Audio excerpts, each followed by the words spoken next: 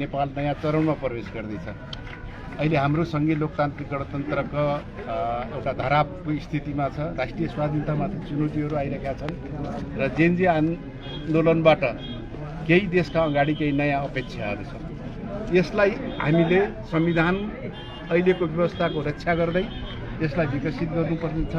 राष्ट्रिय स्वाधीनताको निम्ति सिङ्गो देशलाई एकताबद्ध गरेर लैजानुपर्ने छ र जेएनजीले सुशासन र भ्रष्टाचारको अन्त्यको निम्ति, रोजगारीको निम्ति, एउटा स्थायित्वको निम्ति जे आवाजहरू उठाइरहेका छ, हामीले हाम्रो संविधानमा परिमार्जन गरेर त्यसलाई विकसित गरेर आवश्यक नीतिहरू बनाएर देशलाई अगाडि बढाउनु अहिलेको आवश्यकता हो र ती आवश्यकताहरूलाई हाम्रो पार्टीको नीति योजना अनुसार पुरा गर्ने सोचका साथमा दिँदैछौँ। नेपाली कम्युनिस्ट पार्टीले उम्मेदवार कसलाई छान्ने भन्ने विषयमा पटक पटक नाम परिवर्तन हुँदै बाहिर आइराखे, त्यसले चुनावमा जानका निम्ति तपाईँलाई समस्या खडा गर्दैन? नै, हामीलाई नाम अब बाहिर विभिन्न खालबाट बाहिर आउँछन्। हाम्रो पार्टी केन्द्रले हामीलाई स्थानीय तहबाट नै, जिल्ला तहबाट नै नामहरूलाई सिफारिस गर्ने, त्यसलाई प्रदेशले फेरि त्यसलाई छलफलमा लैजाने र केन्द्रीय स्तरबाट छलफल भएर मात्रै टुङ्गोमा गए र यी विभिन्न चरणहरूमा जाँदाखेरिमा कोही जनतासँग पनि राय सुझावहरू सङ्कलनहरू गर्ने क्रमहरूमा ती नामहरूको बिचमा छलफल हुनु स्वाभाविक हो र ती छलफलबाट निस्केको निष्कर्ष नै अझ पार्टीले एकताबद्ध एक ढिक्का गराएर अझ नयाँ उत्साहको साथमा अगाडि बढाएको छ भन्ने हामीलाई लाग्छ।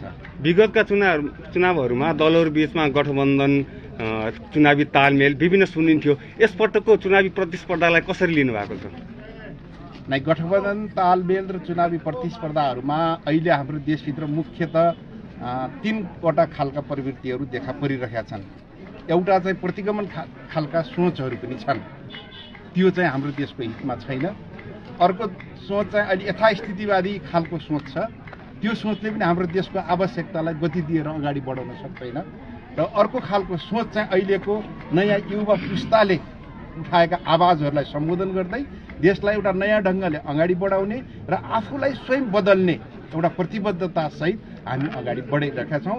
र अर्को एक खाले सोच चाहिँ लोकप्रियतावादी, जसले चाहिँ हाइफाईमा बढी गर्छ, विचार सिद्धान्त राजनीतिमा होइन, बढी चाहिँ एउटा चाहिँ लफाजी खालका कुनै दृष्टिकोणविहीन खालका सोचहरू छन्। यी विचारहरूको बिचमा नै मुख्य प्रतिस्पर्धा भइरहेका छ। त्यस कारण मलाई लाग्छ यो नयाँ पुस्ताले उठाएका आवाजहरूलाई एउटा सङ्कल्प बोकेर देशलाई बदल्ने प्रतिबद्धतासहित गएको सोचले नै अहिले हामी जनताको बिचमा लगेर विजय गराउनु पर्ने अहिलेको आवश्यकता हो। हस्, धन्यवाद।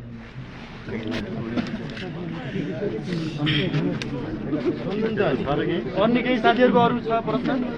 छैन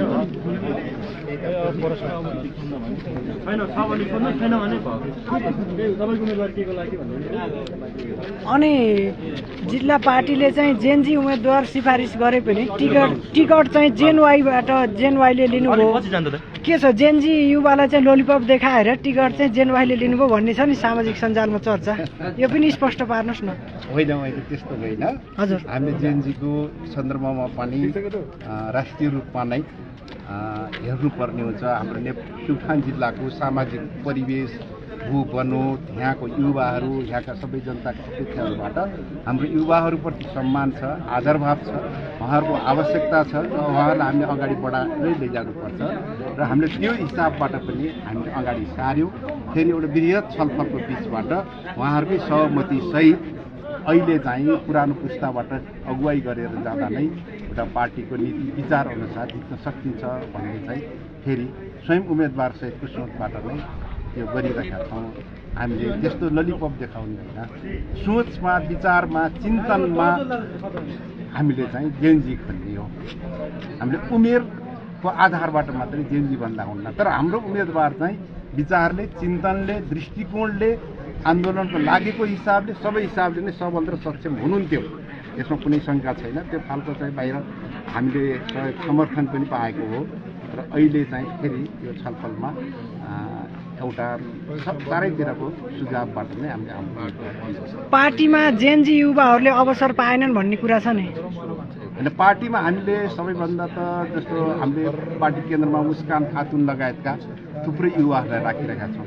अहिले नेपाली कम्युनिस्ट पार्टीको उम्मेदवारहरू हेर्नु हो भने हाम्रो धेरै युवा पुस्ताबाट नयाँ पुस्ताहरूबाट छ। देशभरिका उम्मेदवारहरू हेर्नु हो भने यो पार्टीले नयाँ पुस्ताबाट दिइरहेका छ, जो विचारले सोच चिन्तनले र सङ्घर्षको मैदानबाट आएका छन् र उनीहरूबाट धेरै नेतृत्व हुन्छ र स्वयं युवाहरूलाई अझ व्यवस्थित ढङ्गले अगाडि विकास गराउनको निम्ति जेन्जी पुस्ताकै सङ्गठन अलग्गै सङ्गठन निर्माण गरेर पनि हामी युवाहरूलाई अगाडि बढाइरहेका छौँ। त्यसकारण चाहिँ हामी खुल्ला र प्रोत्साहित गर्ने अवस्थामै छौँ। अनि तपाईँ त लुम्बिनी प्रदेशको मन्त्री भइसकेको मान्छे हो होइन, अनि अरूलाई पनि त्यो अवसर दिनुपर्दथ्यो भन्ने कुरा पनि आम नागरिकमा आएको छ। अनि फेरि पनि तपाईँले नै उम्मेदवार दिनुभयो, जित्छु भन्ने ढुक्क छ तपाईँलाई? हाम्रो देशमा 3 तहका सरकार छन्, स्थानीय सरकार छ, प्रदेश र केन्द्र छ र अहिलेसम्मको सङ्घमा केन्द्रीय उसमा म चाहिँ प्रतिनिधित्व गरेको छैन। त्यो हिसाबले निम्ति केन्द्रको निम्ति म नयाँ हुँ र नयाँ संविधान पछाडि बनेको नयाँ संरचना प्रदेशमा गएर त्यो कागजमा कसरी लेखिन्छ र कार्यान्वयन कसरी गरिन्छ भन्ने केही अनुभवहरू सिकेँ र प्रदेशमा सिकेको त्यो अनुभवलाई केन्द्रमा लगेर जिल्लाको हितमा कसरी प्रयोग गर्न सकिन्छ भन्ने मानेमा म नयाँ हुँ। त्यसकारण केन्द्रीय रूपबाट नयाँ हुँ होइन, प्रदेशमा म दोहोरिएको होइन। त्यसकारण अवसर दिनुहोस् भन्न मिलेन।